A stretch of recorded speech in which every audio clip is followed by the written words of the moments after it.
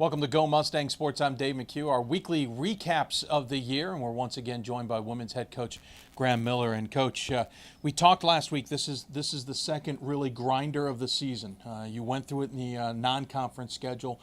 Now you're going through it in the conference schedule. And in your first 3 games of the conference, a 9-0 win over Lycoming, which we talked about last week. But then you had a good gritty win against Widener, and then a tough 0-0 draw with Arcadia. Let's start with the Widener game at home. You had to feel good to give them their only loss of the season. Yeah, we knew coming into it, Widener was very confident. They'd won a lot of games and obviously undefeated, which, like we talked about last week, to go 11-0-1, through those first 12 games, that's pretty good. So we went into it with the same philosophy we do every game, that we got to, play our best. We're the home team, especially when we're at home. We took advantage of, some early pressure. We got that first goal, and then we kind of let our foot off the pedal as we've did in the past, and they scored right before halftime to make it 1-1.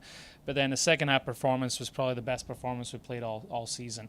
The girls really combined well. We got 2 goals within the first 15 minutes, and 3-1 was a fair result. It could have been more. I think we had 25 shots to 3, I think, and we really didn't give them any more chances in the second half. So for me, that was the everything we'd worked on the week before, everything we did against Lycoming. That was the performance we were waiting for, and I was happy we finally did it. Is it a moral victory that you get that first defeat for Widener, or is it one of those like, okay, we just check that off and we move on? Yeah, I think that's it. I think we just checked it off. It's a conference game, so we don't look at any other records. We're looking at what Widener did in the conference, and they'd beat Alvernia. So we went into it. They're 1-0. We're 1-0. And who's going to get the next step? And you don't look at the other results too much, and because it is the conference and anybody can win on any given day. And we just wanted to take advantage of that, and being at home, we did. Of course, with the Widener win, you now only have 1 loss in 2 years, which is pretty spectacular in MAC conference play, the only loss being to Messiah. The only problem is you have 2 ties. They're both to Arcadia. They were both 0-0, which happened on Saturday. Tell me a little bit about what happened there. Yeah, Arcadia just, both of us actually, I'm sure the coach would say the same thing. I mean, that's two 110-minute games where nobody scored. Yeah. So 220 minutes, yeah, no goals. No goals. I mean, that's gives soccer a bad name. So just keep going until somebody scores. So for us and then for the coach, and he summed it up at the end, he goes, that was a pretty good battle. And I had to agree with him. I wasn't pleased with our performance. The girls knew that. We were flat. It was interesting. I think a whole combination of things. They play in a really narrow field, which means our space was limited. We weren't able to use our outside backs as well as we normally do. Center mids were really kind of losing the ball a lot because they were getting under a lot of pressure because it was so tight in there. We had to leave here about 8 o'clock in the morning for that 12 o'clock game, and no excuses. I mean, we have to rise to the occasion, and we didn't. We were definitely very flat, and it's not like us. We're usually at least give one half is usually intense and a lot of effort. We've seen that all year. This was definitely a game of not up to our potential that we did against Widener. So it's a little bit disappointing from that end, but I think we can bounce back. I'll say now about MAC conference people who are scheduling games. Should Arcadia and yourselves meet in the tournament, make sure you schedule plenty of time afterward in case there's another game. Has to be played on either one of those fields. These 2 teams could play forever. At least there's penalty kicks. Yeah, at least there's penalty kicks in the playoffs. In the playoffs to get to that decided. Now we get to the even tougher part of the schedule. You have Lebanon Valley again at home on Tuesday, which is a nice benefit, but then you travel on the road against Messiah. Let's start with Lebanon Valley, kind of like Widener in this sense. You're at home, but it's a tough opponent. What do you guys need to do?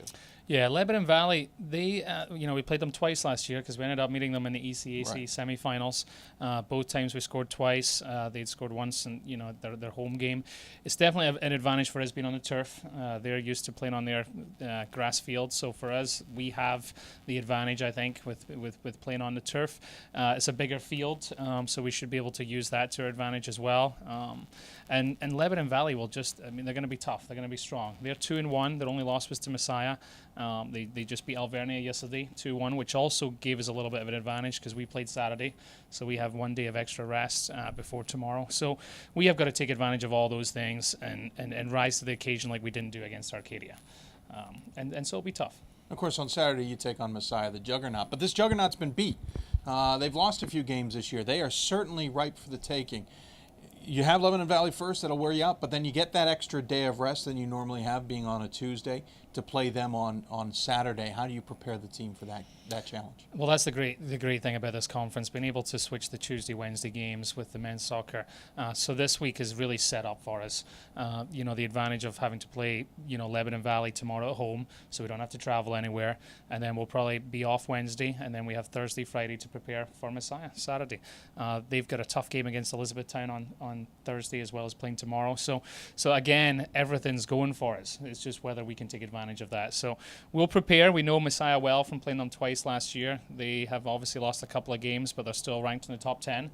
Yep. We have our fourth crack at beating a team in the top 10, so let's hope it's fourth time lucky, I guess. Yeah. And I think we can definitely do it this time. The girls are ready, and we got to not look past Lebanon Valley tomorrow, and then we can get ready for Saturday. Of course, the environment's a little bit different up there. They're going to be certainly hyped up for any game involving their women's and even men's teams.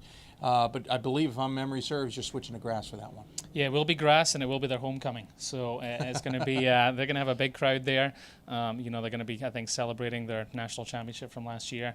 So they'll be kind of riding off that, and hopefully we can, come out intense and start off early and maybe quieten the fans a little bit.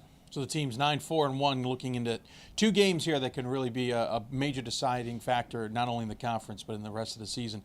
Coach, before we let you go, I know the team is very involved in community service. One of the projects you're involved in is the St. Benard Project. Can you let everybody kind of know what that's all about? Yeah, the team is. I think one of the advantages of having such a big team is we can put that to use and really provide quality community service. So for the last 2 years, we worked with the Baltimore Child Abuse Center. This year, the girls decided, because 8 of them went on the Mission I'm Home spring break trip with Stevenson. So they were part of the St. Benard Project down in New Orleans, helping people get back into their homes after Hurricane Katrina 7 years later. Still a lot of rebuilding to do. Absolutely. So the girls, felt they got a lot out of this experience. It was a very emotional experience for them. So they decided that this year we would dedicate our season to the St. Benard Project. They also help with other states that are in need, like New Jersey with Superstorm Sandy. So the girls have been able to raise money. They're working all season long to raise money for this project.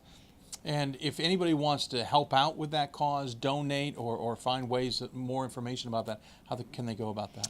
Yeah, the best thing would be just to contact myself. My phone number and my email is online, and get in touch with me. Also, every home game you can pick up one of our donation forms, which will be located down in the concourse, and just get in touch with us and donate. That'd be great. Very good. Well, good luck with the rest of that project. Obviously, good luck with the week ahead as well. He's Graeme Millar, women's soccer coach here on Go Mustang Sports.